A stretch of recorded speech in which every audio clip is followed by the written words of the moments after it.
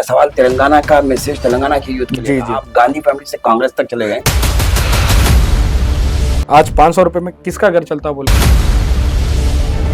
बच्चे रोड पे परेशान फिर रहे हैं, उनको जॉब्स नहीं है।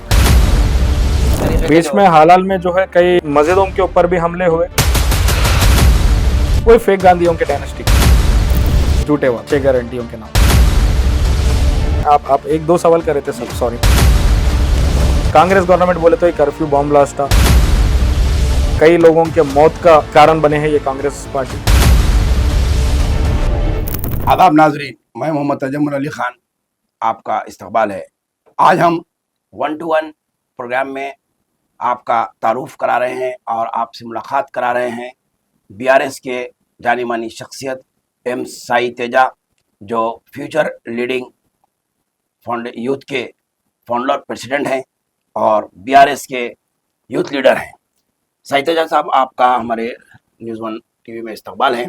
आज हम आपसे बात करने जा रहे हैं कि 10 साल तेलंगाना में बीआरएस की हुकूमत रही और उसके बाद अब कांग्रेस की हुकूमत है। तो आप यूथ लीडर हैं, जैसा कि हर पॉलिटिकल पार्टी, हर पॉलिटिकल लीडर का बैकबोन जो होता है वो यूथ होती है। तो आप उस 10 साल के दौर में और इस दौर में यूथ को किस तरीके से आप देख रहे हैं? यहाँ पे तेलंगाना में यूथ लीडरशिप और यूथ का क्या फ्यूचर है?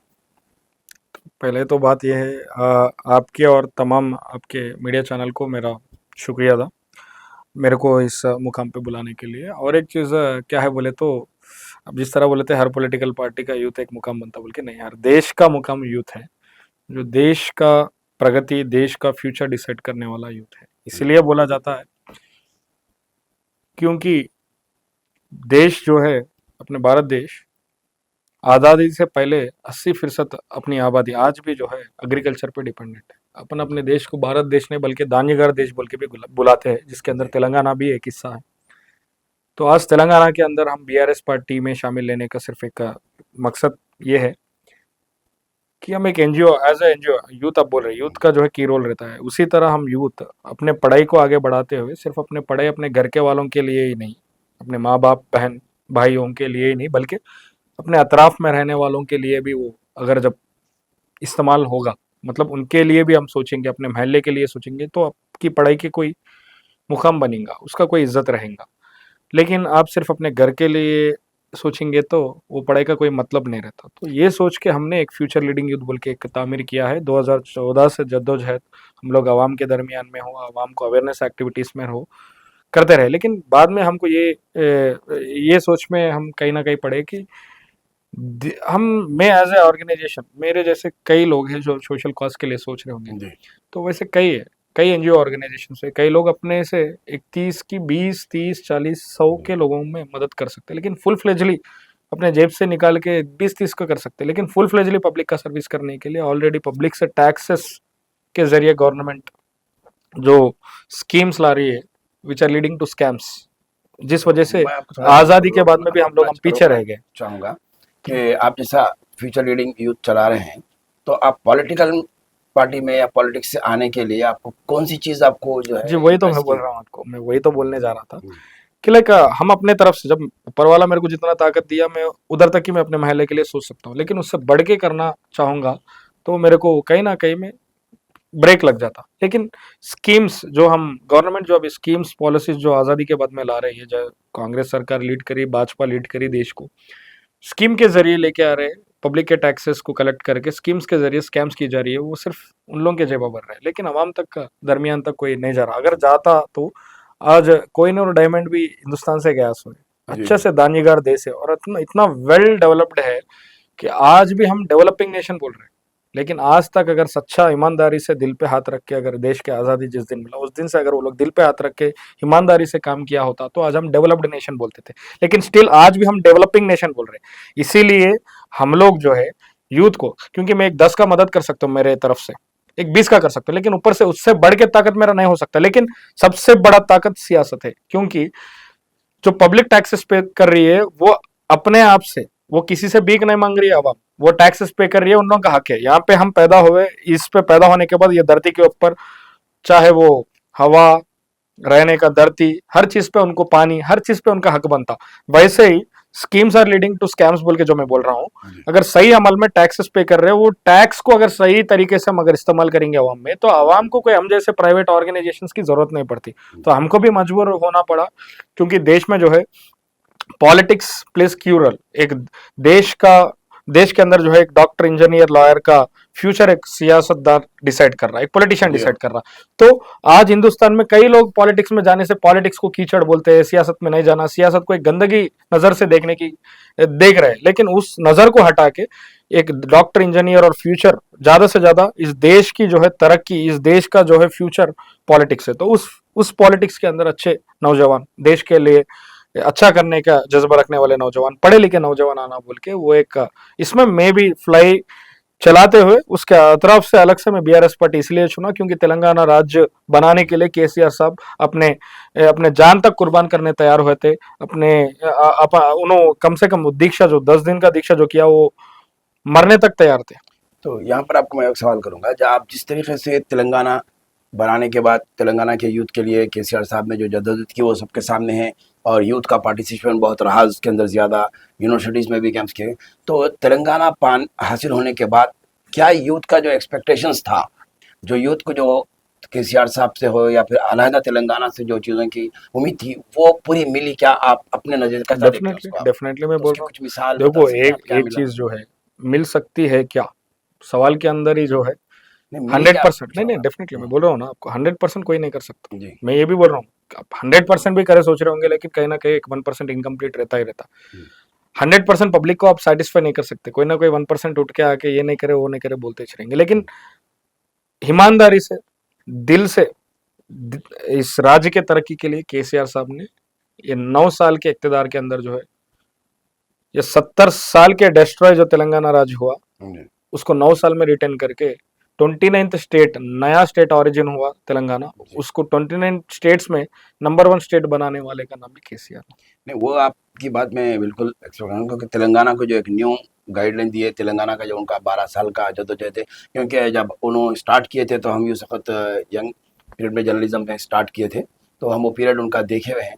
तो 10 साल का जो पीरियड रहा, जो एक्सपेक्टेशंस यूथ को मिलना चाहिए था, वो एक एक सेक्टर की तरफ से नहीं महसूस होता है। जैसा कि अब आज की गवर्नमेंट ये दावा कर रही है कि हम 11,000 एम्प्लॉयमेंट्स दिए हैं, 55,000 गवर्नमेंट जॉब्स दिए हैं, तो तेलंगाना में ऐसे कोई फिगर्स सामने नहीं आए। और एक आपका एक कोहिनूर का सवाल से जोड़ते हुए सवाल करता हूँ मैं इसी में, कि कोहिनूर यहाँ से इंडिया से आप बाहर गया बता रहे हैं, तो आज जो एजुकेटेड प्रोफेशनल्स जो है वो हमारे कोहिनूर है, वो आज माइग्रेट होकर जा रहे हैं, और इंडिया में सबसे ज़्यादा माइग्रेशन तेलंगाना स्टेट से अदर स्टेट्स, अदर कंट्रीज में जा रहा है। तो क्यों स्कोप्स यहाँ पर नहीं है? आप एक ऐसे यूथ के हैसियत से, आपसे अगर एक्सपेक्टेशंस करता है हमारा यूथ, तो आप उसको क्या होप दिलाते हैं कि आप एक बात जो है, 11,000 दिए कांग्रेस, जॉब्स इतने दिए, तो आपका तजुर्बा इतना अच्छा है कि आप जान सकते हैं कि क्या सच है क्या गलत है। आज जो है हर साल कितने जॉब्स फिल करे हम लोग, वो आप on graphs, on figures, on government record है कि हमने करीब करीब हर साल 1 लाख के करीब जॉब्स हमने भर्ती की है। अब यहाँ पे आके जो आप बोल रहे कांग्रेस 35,000 दी, 11,000 दी, ये हमारे बीआरएस गवर्नमेंट में नोटिफाई करे सो जॉब्स थे। ऑलरेडी हम लोग नोटिफाई करे थे, इलेक्शन कोड आने की वजह से रुक गया। फिर उसके बाद में मतलब लोगों को पैदा हुए सो औलाद को हमारा औलाद बोल लेने वाले की आदत जो है ये कांग्रेस को है। मतलब देश की आज़ादी में जो है कई लोग जान कुर्बान करे, सिर्फ वो फेक गांधी, मैं बोलता हूँ फेक गांधी, राहुल गांधी, सोनिया गांधी जैसे फेक गांधी, सिर्फ गांधी का नाम इस्तेमाल करते, यहाँ के नहीं है वो लोग। जी। तो वो फेक गांधीयंस के बातों पे ना जाए, क्योंकि पब्लिक में अल्टीमेट, देखो भाई, cognisance of facts will be on record. Collector से आपके हाथ के अंदर हुकूमत है, हम लोग कितने जॉब्स नोटिफाई करें, नोटिफिकेशन आने के बाद में इलेक्शन कोड आया, इलेक्शन कोड के बाद में आप नए कितने जॉब जनरेट करें उसके बारे में बात करेंगे हम। 1 साल के अंदर वो लोग कुछ नहीं करे, लेकिन दावा ये कर रहे हैं कि हम इतने दिए, उसके अंदर कोई एक क्लैरिटी नहीं है उन लोग का। और एक यूथ से मेरा बोलने का मतलब, आप जो बोल रहे यूथ को किस तरीके से मैसेज, अभी तो फिल वक्त बदतर हाल है यूथ का। जी। जो हम लोग 9 साल में हम बाहर, मतलब बाहर देश के अंदर, यहाँ पे अपने देश को छोड़ के, मतलब अपने स्टेट को छोड़ के दूसरे स्टेट्स पे अपने रोजी रोटी के लिए, अपने घर वालों को संभालने के लिए कई लोग, माइग्रेंट ज्यादा तेलंगाना से जाते थे, जी। सऊदी, दुबई, रियाद, कतर, कई लोग अगर जिंदा है मरे भी नहीं मालूम, मर भी गए तो लाश यहाँ अब तक तो नहीं आती। यूके, वेस्टर्न कंट्रीज यूके भी आ रहे हैं, तो वहां से दोबारा वापस भेजा जा रहा नहीं है। आ रहा है। तो आपको अगर यूथ लीडर एक्सपेक्ट करते हैं तो फ्यूचर आपका बीआरएस में बेहतरीन है, तो आपके अगर साथ यूथ जुड़ना चाहें तो आप उनको क्या इसको दिखा सकते हैं, क्या आपके पास फ्यूचर है तेलंगाना में अगर बीआरएस के साथ यूथ अगर ज्वाइन होता है दोबारा, क्योंकि अब मौजूदा जो सिनेरियो चल रहा है कि 10 साल के बाद केसीआर साहब की गवर्नमेंट रहेगी, डेफिनेटली फिर एक भाई, यूथ लीडर केटीआर आगे आ रहे हैं, तो आपके साथ अगर नौजवान जुड़ना चाहेंगे तो आप नौजवानों को किस तरीके से उम्मीद बिल्कुल करते बस मैं ये कहूंगा कि देखो, पार्टी के तहत को छोड़ेंगे, थोड़ी देर तक पार्टी को दूर रखेंगे, सिर्फ अपने तेलंगाना के हद तक की बात करना है तो तेलंगाना किस तरह का राष्ट्र है सबको मालूम है। कितना सरप्लस स्टेट में अपना तेलंगाना चलता था, कितना अच्छे से तेलंगाना तरक्की कर रहा था, सब आवाम जानती है। फिर सेपरेट बाइफर्केशन ऑफ स्टेट के बाद में, चाहे वो बीआरएस गवर्नमेंट हो कोई हो, उनके आने के बाद में स्टेट किस तरह चल रहा था, अभी 1 साल से कांग्रेस की गवर्नमेंट आने के बाद किस तरह इस राष्ट्र का भविष्य है, आवाम अच्छी तरीके से जानती है। जब केसीआर जी एज ए तेलंगाना एगिटेटर, उसके बाद में तेलंगाना का मुख्यमंत्री बनने के बाद में उन्होंने सबके लिए सोचा, यूथ के लिए सोचा, हैं? यूथ के लिए सोच के उनके लिए आगे कदम बढ़ा के उनके लिए ओवरसीज स्कॉलरशिप स्कीम लॉन्च किया, जिस तरीके से अब कई लोग अब्रॉड जाके पढ़ सक रहे हैं। करीब करीब 20 लाख रुपए तक उनको जो है ओवरसीज स्कॉलरशिप के जरिए बेनिफिट की जा रही है, जिसको देश का फ्यूचर माना जाता है। उस नौजवानों को तालीम की हासिल बहुत इंपॉर्टेंट चीज होती है, उस तालीम को खरीब करते हुए गरीब बच्चे भी रहने दो, उनको तालीम जरूरी है बोल के खाने के खर्चे से लेके उनके रहने के खर्चे तक एक एक बच्चे पे 1.5 लाख रुपए का खर्चा कर कर माइनॉरिटी रेजिडेंशियल स्कूल्स और गुरुकुलास कायम किया है केसीआर ने, जिसके जरिए तालीम हासिल करके अच्छे अच्छे अब्रॉड्स को ट्रैवल करके आज अच्छे अच्छे मुकाम पे है वो लोग।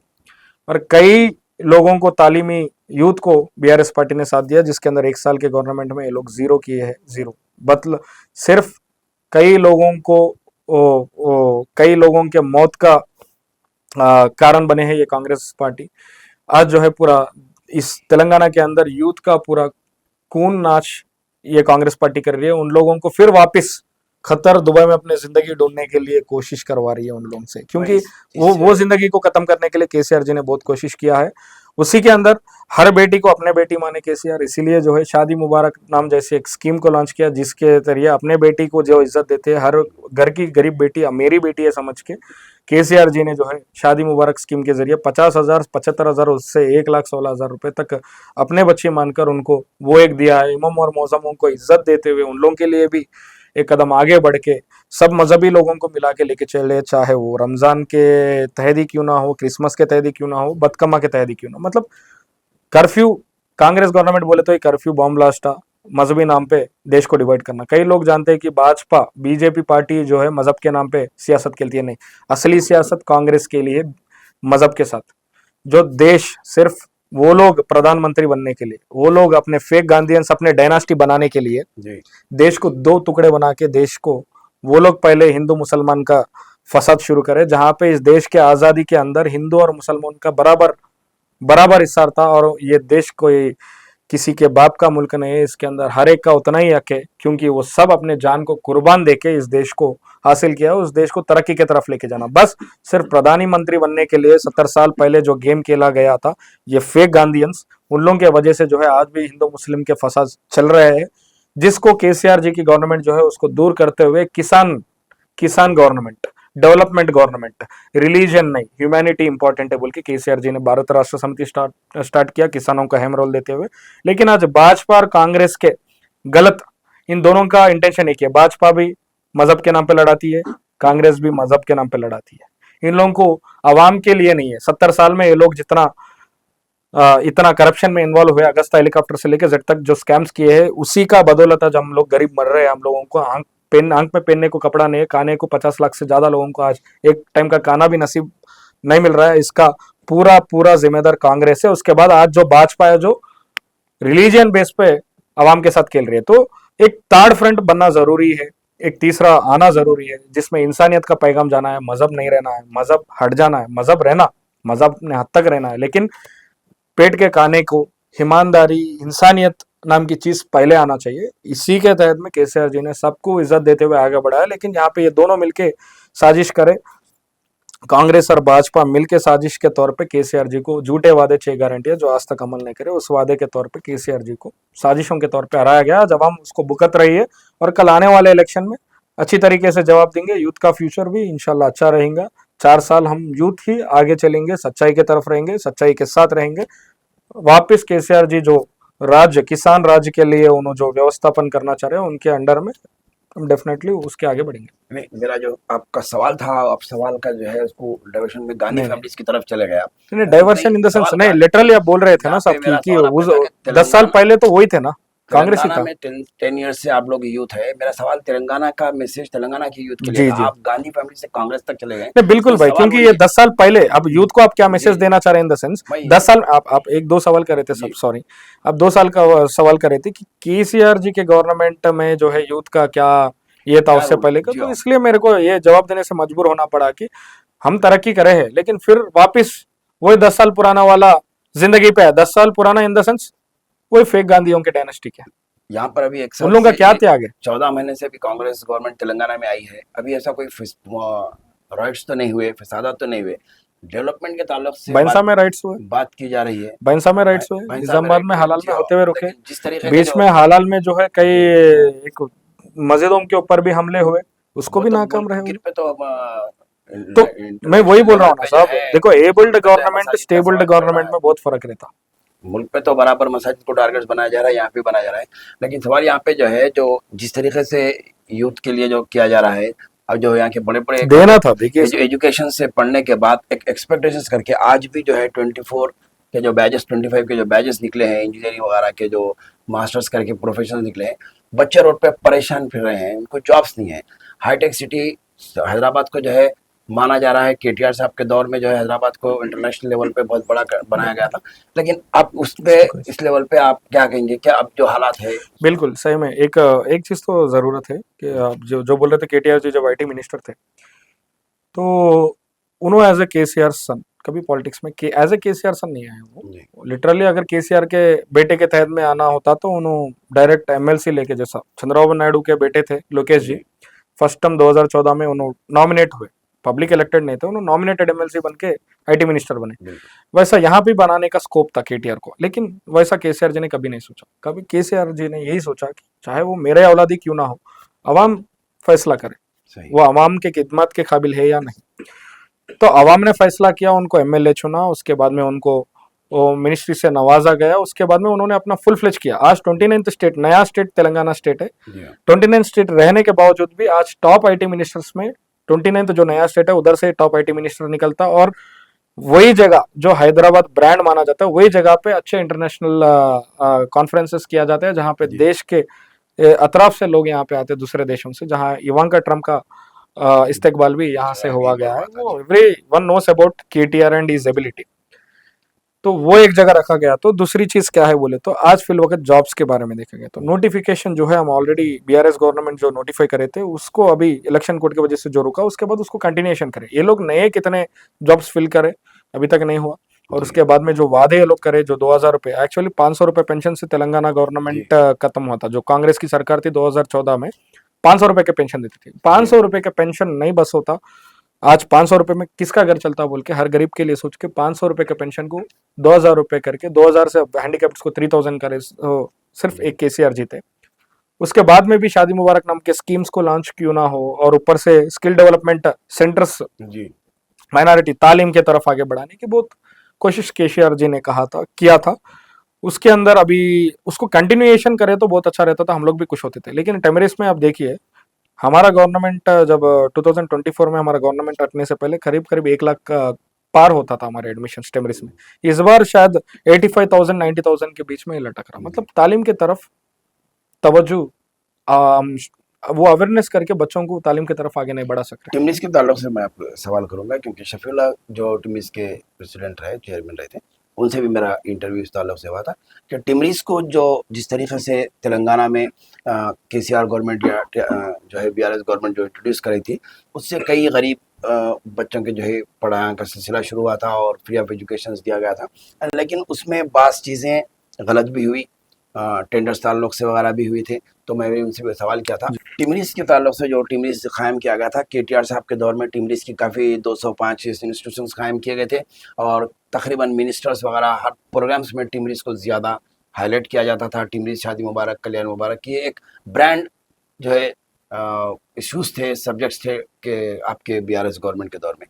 तो आज टिमरीज को आप कैसा देखते हैं, टिमरीज का पोजीशन और माइनॉरिटीज़ के अंदर यूथ के ताल्लुक से आप कुछ उस बारे में मैं वही बोल रहा हूँ मैं कि टेमरेज जो है केसीआर साहब जी ने तालीमी याफ्ता को आगे बढ़ाने के लिए जी, टेमरेज को इंट्रोड्यूस किया, जिसके अंदर जो है नमाज अदा करने का सहूलत, उसके साथ जी। वजू करने का सहूलत, उसके साथ अच्छे से अच्छा तालीम हासिल करके वो लोग आगे अपने आगे के पढ़ाई के लिए भी ओवरसीज स्कॉलरशिप के जरिए जी, केसीआर जी ने साथ दिया। लेकिन आज टेमरिस के अंदर हम देखे गए तो हाल में जो टेमरिस के अंदर एडमिशन्स कम होना, जी, एक हम जब टेमरिस चला रहे थे हमारे पास कोई ओन बिल्डिंग्स नहीं थे गवर्नमेंट के पास। बिल्कुल। हम लोग जो है गवर्नमेंट कुछ बिल्डिंग्स को लीज अग्रीमेंट में लेके भी चला, क्योंकि जी, केसीआर साहब ने ये की सोचा कि तालीम के लिए नहीं रुकना, अगर कहीं बिल्डिंग रेडी है कंस्ट्रक्टेड उसको लीज पे लेंगे, तालीमी के आगे बढ़ाएंगे। जी, लेकिन आज आप देख सकते हैं कांग्रेस के गवर्नमेंट में टेमरिस का एक इंसिडेंट मैं आपको बोलता हूँ, कई बिल्डिंगों के रेंट्स नहीं भरे ये लोग, जी, जिस वजह से पिछले 2 महीने 3 महीने पहले कई स्कूलों को छुट्टियां मिलने के बाद में टेमरिस के स्कूलों को ताला डाल लेके बच्चों को अंदर आने तक नहीं दिए, क्योंकि वो पेंडिंग बिल्स क्लियर जी, करवा के। ओनर्स बिल्डिंग की तरफ तो से। आज उसको केसीआर के 9 साल के रूलिंग में कभी कहीं ना कहीं कभी भी स्टूडेंट्स ऐसे प्रॉब्लम फेस नहीं करे, कभी एक स्कूल को ताला नहीं लगा, छुट्टियों में जाते थे वापस आके यहाँ रह के पढ़ते थे, अपने तालीम को आगे बढ़े थे।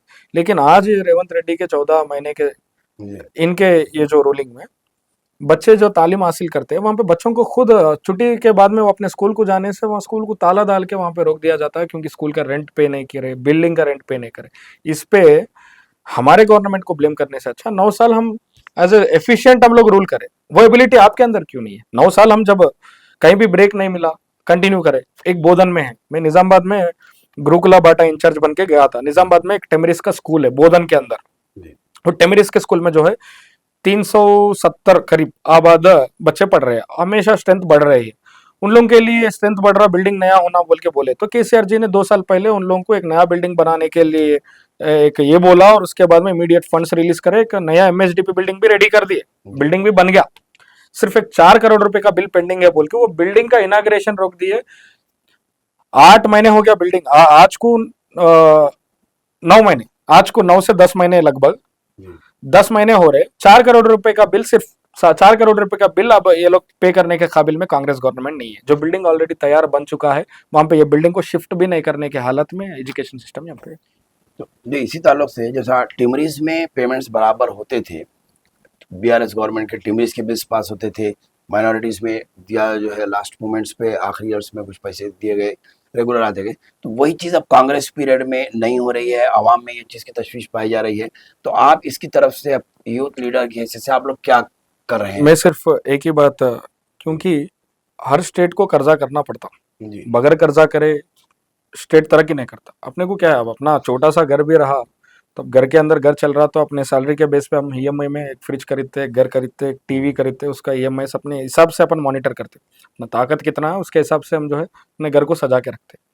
लेकिन यहाँ पे क्या है बोले तो ये लोग पहले तो झूठे वादे 6 गारंटियों के नाम पे जो केसीआर दे रहे थे उससे डबल देते बोल के पब्लिक को बेवकूफ बनाया, लेकिन उनके काबिलियत के तौर पे तो ये लोग हुकूमत नहीं बनाए यहाँ पे। जब ये लोग आवाम में गए थे झूठे वादे लेके, उन लोगों को ये अवेयरनेस नहीं था, ये लोग सिर्फ इतना सोचे कि हम केसीआर पावर में नहीं आना, जी, केसीआर को किसी भी हाल में। आज रेवंत रेड्डी देखिए आप, पहले 2014 में नरेंद्र मोदी जी बनना प्राइम मिनिस्टर बोलो, नरेंद्र मोदी से बल्कि कोई काबिल इंसान नहीं है, नरेंद्र मोदी ही हमारा प्राइम मिनिस्टर है। सोनिया गांधी अम्मा नहीं होती, उन्हें जो है शैतान है बोले, ये अल्फाज आज के मुख्यमंत्री रेवंत रेड्डी अपने जबान से बोले, ये अम्मा नहीं होती, ये शैतान है, इसको अम्मा बोले तो खैर नहीं, ये शैतान को जो है भगाना चाहिए। तेलुगु देशम में भी। तेलुगु देशम में थे जब जी, बोल रहे थे कि ये अम्मा नहीं ये शैतान है, 2014 में नरेंद्र मोदी प्राइम मिनिस्टर बनना, ये कांग्रेस को देश के बाहर तक रखना। आज उनको ये मजबूर हुआ, उन्होंने एक 50 लाख रुपए की बैग लेके एमएलसी इलेक्शंस में एक स्टीफन बोल के एक एमएलए को खरीदने के लिए 50 लाख रुपए का कैश पकड़ के red handed with video evidence, जहां बात करते हुए उन्होंने घटे वहां पे रेवंत रेड्डी जी वहां कैश दे रहे थे, हैंड ओवर करते समय एसीबी रेड करे, एंटी करप्शन ब्यूरो वो डीजी तो उनके एक एक पीछे से कैंसिल।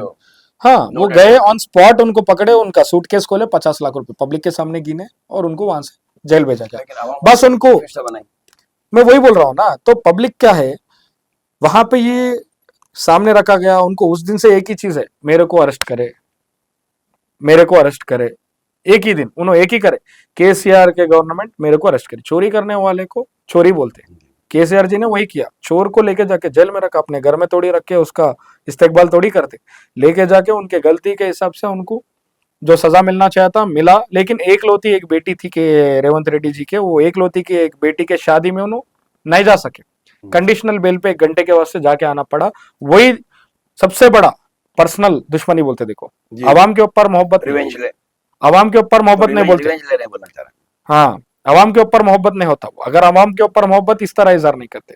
एक लौती एक बेटी के शादी में मेरे को जाने नहीं दी, दिल को तकलीफ हुआ, जी। जिस वजह से उन्होंने चंद्रबाबू नायडू के सदारत पे, जब चंद्रबाबू नायडू जी फिर 2014 में बीजेपी से दुश्मनी कर लेके फिर 2018-19 में कांग्रेस के साथ जुड़े थे, वो टाइम पे रेवंत रेड्डी इनके सदारत में आके कांग्रेस ज्वाइन करे, उसके बाद पीसीसी चीफ बने। कांग्रेस में कई सीनियर लीडर्स थे, अपने जान और जिंदगी जो है कांग्रेस के लिए लगे, उन लोगों को अहमियत नहीं देते हुए ये बैग्स लेके घूमने वाले को अहमियत दी है। आज उन्हें आया, कल बीजेपी में जाता हूँ आपके अपने मफाद के पॉलिटिकल लिए। सिनेरियो के हिसाब से क्या आज लास्ट टाइम वो शैतान को मां बनाया, टाइम आने पे नरेंद्र मोदी को फिर बाप बनाते हो। मेरा सवाल ये है कि क्या रेवंत रेड्डी 5 साल पूरे करेंगे तेलंगाना में?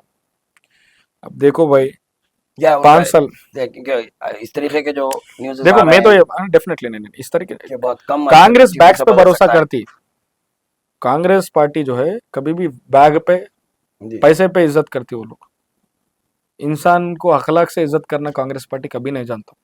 अगर वैसा अगर इंसान को इज्जत देती थी कांग्रेस पार्टी तो कई सीनियर लीडर्स है सामने, उन लोग सीएम बनते थे, लेकिन कई से इन लोगों का पॉलिसी बैग है, क्योंकि देश को लूटे, ऑलरेडी इनको गाली देने वाला भी पैसे लगाया बोल के उसको सीएम बनाए। आपका आखिरी 2 सवाल आपसे हैं। एक जो है एजुकेशन पॉलिसी के हिसाब से जो कॉलेजेस में जो फीसेस बढ़ रहे हैं और जो कॉर्पोरेट सेक्टर में एजुकेशन से जितना महंगा हो रहा है कि बच्चे तालीम की तरफ बढ़ना हासिल करना भी मुश्किल है, उस बारे में आप क्या अपना तजर्बा रखते हैं? डेफिनेटली मैं तो एक और चीज क्या दूसरा है, सवाल है उसी से जुड़ा हुआ कि ड्रग्स का जो माफिया इस वक्त जी। यूथ इन्वॉल्व हो रहा है, ये 2 सवाल का आप जवाब दें। डेफिनेटली ड्रग्स के आप जो बोल रहे हैं बहुत अच्छी बात है। केसीआर जी ने जब गवर्नमेंट में आने के बाद में ड्रग्स को, गुडम्बा को कंट्रोल करने के लिए, जब हमारे एक्साइज मिनिस्टर पद्मा राव जी थे, एक्साइज और स्पोर्ट्स मिनिस्टर, उनके नेतृत्व में गुडम्बा को कंट्रोल करके और गुडम्बा बनाने वालों को रिहैबिलिटेट करना, मतलब उन लोगों को ये गंदे, मतलब ये एक ही नहीं, इसके जरिए अपन अपना पेट बनाना बहुत गलत चीज है।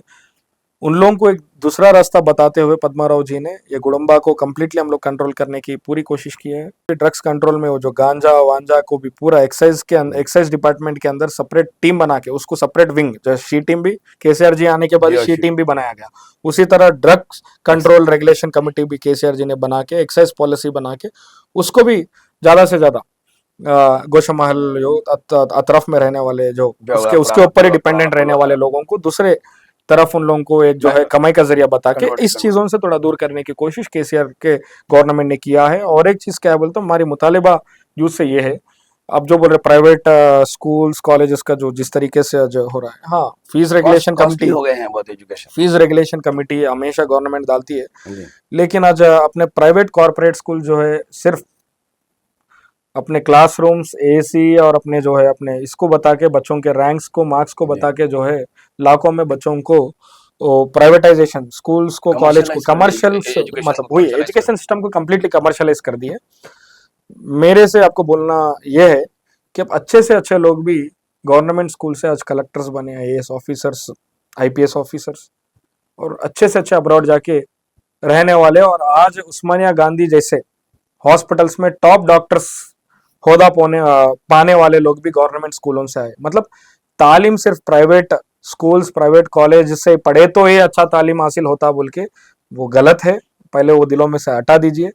उसको हटाने के लिए केसीआर जी ने उसके कॉम्पिटिट में टेमेरिस गुरुकुलास को कायम किया है, कई लोगों को तालीम के आगे बढ़ाया है। आज का गवर्नमेंट बड़ी अफसोस है, तालीम को फिर पीछे ले जाने की कोशिश कर रही है, लेकिन फिर भी हम एज ए सिटीजन अपने बच्चों को शायद हम लाख रुपए कमाते होंगे महीने को, लेकिन बच्चों को सरकारी स्कूलों में पढ़ाओ, सरकारी स्कूलों में तालीम हासिल कराओ, ताकि सरकारी हॉस्पिटलों में जाओ बीमार भी आया तो, क्योंकि आप जो टैक्स पे कर रहे हो उससे वो सब रन हो रहे। आप ही इनिशिएटिव नहीं लेंगे तो कौन आके पढ़ेंगे। तो मेरा मुतालबा ये है, एमएलए एमपी मिनिस्टर्स के बेटे भी मजबूर करो आप लोग, उन्होंने भी जाके वही तालीम हासिल करें। शुक्रिया साहिद तेजा साहब, आपसे बड़ी अच्छी बातचीत रही। हमारे नाजरीन, ये थे हमारे साहिद तेजा साहब जो आपसे बात कर रहे थे और अपना बेहतरीन मैसेज जो दिए हैं, कंक्लूजन मैसेज इनका जो है बेहतरीन है यूथ के लिए कि गवर्नमेंट के फैसिलिटीज़ को अवेल करना चाहिए। गवर्नमेंट के एजुकेशन के स्कूल्स को, टिमरीज है, गुरुकुल जो है स्कूल्स हैं, ये इस पर आप अपने बच्चों को ज़्यादा से ज़्यादा शरीक कराते हुए और सरकारी दवाखानों से इस्तेफादा हासिल करें। और जो पॉलिटिकल लीडर्स हैं, जो लीडरशिप्स हैं, इनको भी जो है इंसिस्ट करें कि वो सरकारी स्कूल्स में आवाम के बच्चों के बराबर पढ़ाएं, ताकि जो है सरकारी स्कूल से आला तालीम हासिल करते हुए बड़े बड़े ओहदे हासिल किए जा सकते हैं। कमर्शलाइज एजुकेशन जो किया है उसके ऊपर उन्होंने बड़ा अच्छा बताया, हम उनका बेहद शुक्रिया अदा करते हैं। नाजरीन, हमें इजाज़त दीजिए, हम इसी तरह 1 to 1 में आपके सामने मुख्तलिफ शख्सियतों को लेकर आएंगे।